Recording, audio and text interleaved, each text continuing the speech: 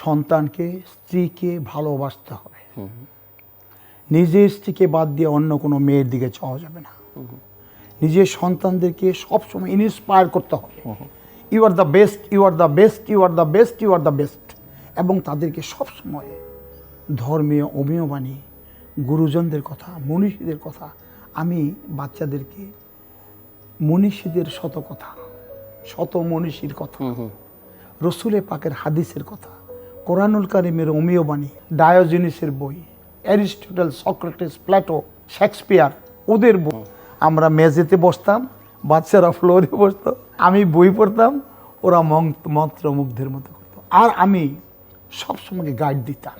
আমি সবসময় তাদের স্কুলে ক্লাস টিচারের সাথে দেখা করতাম সপ্তাহে কমপক্ষে একদিন।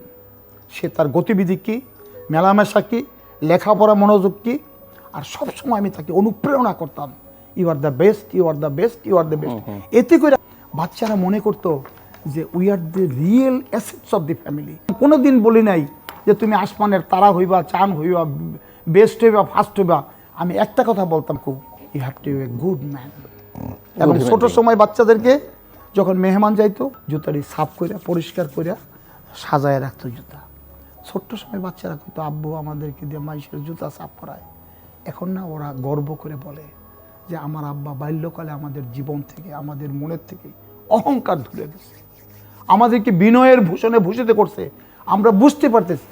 আপনি সন্তানকে ভালোবাসতে হবে, অনুপ্রাণিত করতে হবে। কোনোদিন বলবেন না তুই গাধা, তোকে দিয়ে কোনো কাজ হবে না। সবসময় তাকে আনন্দ দিবেন, অনুপ্রেরণা দিবেন এবং তাকে স্বপ্ন দেখাবেন, you are the great, you are the great, you are the great, you are the best. এবং তাকে বুঝতে দিবেন যে আপনি তার শুভকামনা করেন, তার ভালাই চান, তার বন্ধু আপনি।